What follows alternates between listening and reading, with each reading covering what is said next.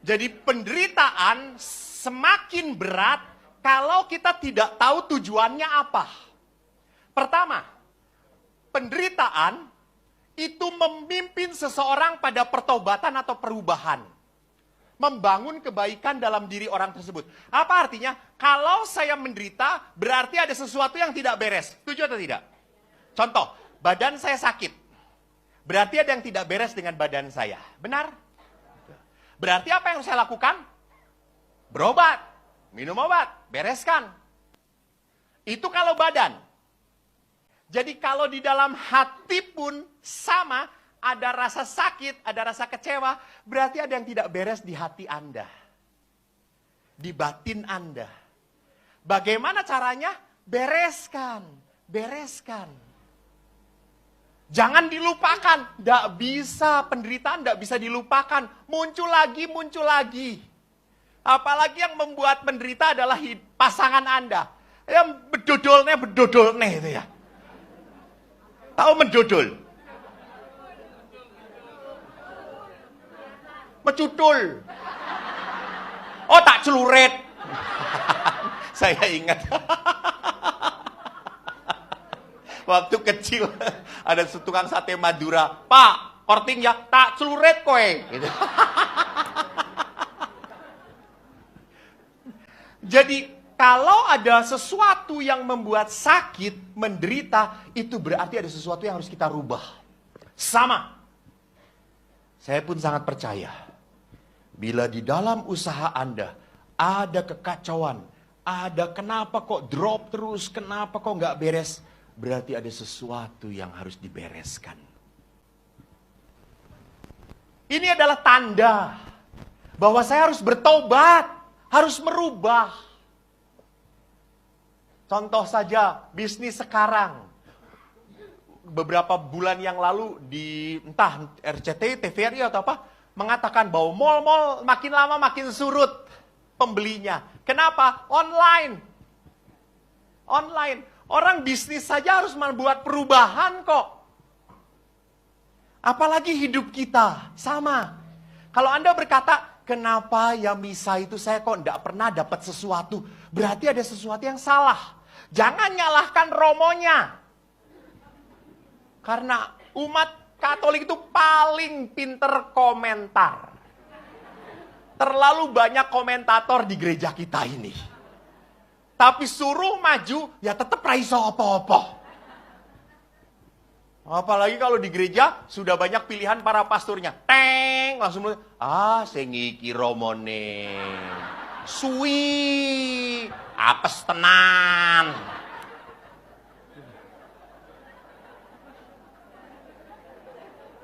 Bagaimana mungkin mendapat berkat Tuhan? Orang sama romonya aja sudah maidu. Tahu maidu? Nah itu. Terserah Anda yang Jawa. Saya bukan Jawa, saya Batak. Maidu. Flores. Ya itulah katanya ini. Ya kita sudah tidak percaya. Maka kita tidak akan mendapatkan apa-apa. Kenapa orang-orang Katolik mengatakan di gereja Katolik kurang ada sukacita, kurang ada Roh Kudus, kurang ada... Anda yang tidak mau terbuka. Anda terlalu kornya ndak enak. Lektornya ndak jelas. Tapi pinter komentar, kolektenya tetap Rp5.000. Sinting namanya. Jangan tepuk tangan, bertobatlah. Ya Allah malah tepuk tangan.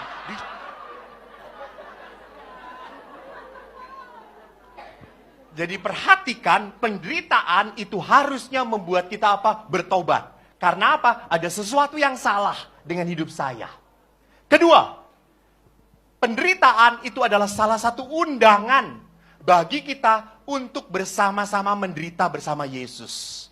Bapak Ibu jangan lupa bahwa Yesus itu menyelamatkan kita lewat penderitaan. Amin. Jadi kalau Anda mengikuti Ekaristi 1,5 jam, khotbah pasturnya tidak jelas, itulah penderitaan bersama Yesus. Anda harus setia. Jadi jangan sampai dalam Ekaristi kita mempersembahkan penderitaan Yesus. Anda pun harus menderita.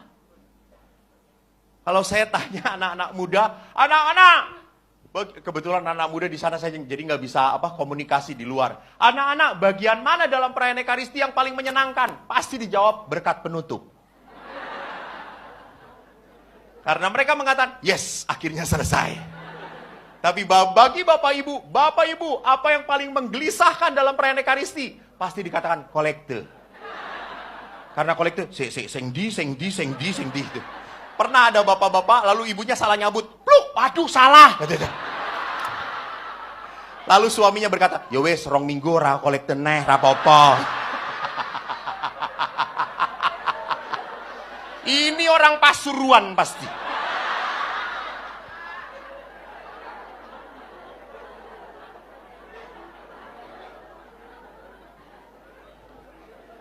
Dan yang terakhir, penderitaan itu melembutkan hati kita. Jadi lihat, apa yang saya mau katakan, penderitaan itu membuat kita makin lembut pada penderitaan orang lain. Dan akhirnya, mari kita lihat, setiap penderitaan itu sangat unik. Apa artinya sangat unik? Pertama, penderitaan tidak bisa digantikan. Tidak. Penderitaan itu hanya Anda sendiri yang bisa menerima dan menanggungnya. Titik. Kemarin saya harus menguatkan seorang anak yang ibunya tiba-tiba kanker, padahal ibunya baik sekali. Super baik. Tidak hanya pada anak-anaknya, dia tetangganya pun begitu baik. Tapi tiba-tiba kena kanker langsung stadium yang mematikan. Dan anaknya itu teriak pada saya, Romo kalau boleh, aku saja yang sakit, jangan mama. Mama adalah harta satu-satunya bagi aku. Tidak bisa. Jadi penderitaan itu justru harus kita terima. Karena apa? Karena penderitaan itu adalah proyek Tuhan membentuk saya. Jadi Allah itu membentuk saya memang lewat penderitaan salah satunya. Tapi ya tidak akan diberi penderitaan terus. Cobaan yang engkau alami tak melebihi kekuatan. You see? Allah kita Allah baik. Maka penderitaan tidak hanya tidak bisa digantikan, dan penderitaan itu berat atau ringannya tergantung dari kepasrahan dan ketulusan yang menerimanya. Kalau orang itu pasrah, menerima, penderitaan seberat apapun tetap membuat dia sukacita. Walaupun kita berkata, Bu, edan, ibu punya suami yang seperti itu kayaknya, tapi ibu tetap sukacita. Karena saya udah pasrah, saya sudah nerima. Lihat seperti Romo Widodo ini. Bapak Ibu yang terkasih, saya sangat kagum baru kemarin bertemu kembali dengan Romo Widodo. Kita makan enak, dijamu oleh Pak Teguh, makanannya enak. Romo Widodo hanya sedikit saja makannya. Tidak tertarik oleh kita semua. Ya, lihat. Romo Widodo, ayo Romo banyak, ayo tambah lagi. Cukup, terima kasih. Ini orang yang sudah pasrah.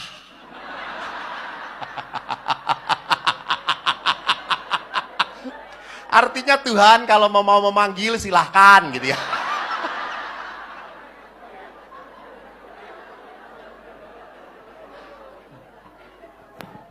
Beliau tidak iri dengan pastor-pastornya yang segala dimakan. Dah.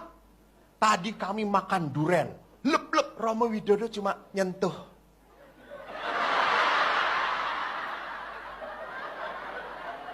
Enak Romo? Josh. Kalau orang sudah hidup spiritualnya tinggi, beda saudara-saudara. Menyentuh pun sudah menikmati. Jadi ibu-ibu hati-hati kalau disentuh deh.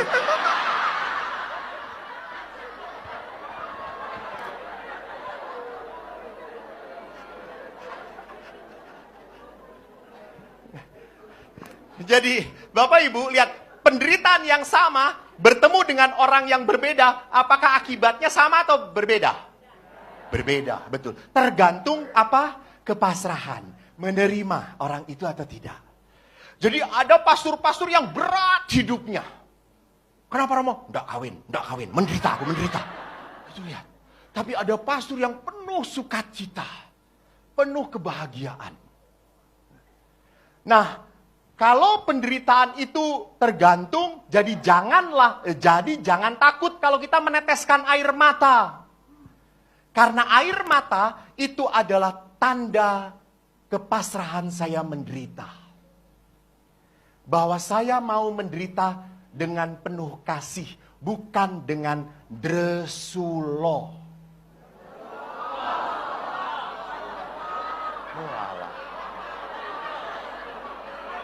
Bu, Pak, Mbok dikasihani saya ini. Salah sithik ya rapopo to ya. Salah dresulo. Ini yang paling kenceng ini sini. Bayar repot dong. Oh gratis. Itu susahnya kalau gratis. Banyak protes, gratis lagi. Maaf kalau saya salah mengucapkan. Tapi mengerti artinya. Jadi kalau orang meneteskan air mata, dia mau penderitaan itu dengan penuh kasih. Ya Tuhan, saya terima penderitaan itu. Maka kasih itu bukan hanya mau menerima berkat, tetapi juga dengan penuh kasih saya harus berani memberikan berkat. Sekali lagi, kasih itu tidak hanya membuat orang bau bersyukur menerima berkat, tetapi kasih pun adalah kekuatan untuk bersyukur memberikan berkat. Maka lihat, Yakobus berkata, apa gunanya saudaraku jika seorang mengatakan bahwa ia punya iman, tapi tidak punya perbuatan? Omong kosong. Maka di dalam Lumen Gentium, anggota gereja yang tidak bertambah dalam cinta kasih, dia terdaftar hanya badannya saja di dalam gereja Katolik. Hatinya tidak di dalam gereja. Maka kalau orang yang tidak punya perbuatan kasih, bukan saja tidak diselamatkan, malahan akan diadili lebih keras. Ini bukan kata-kata saya loh, Lumen Gentium. Karena orang itu tahu, tapi tetap tidak mau bertobat. Itu dia.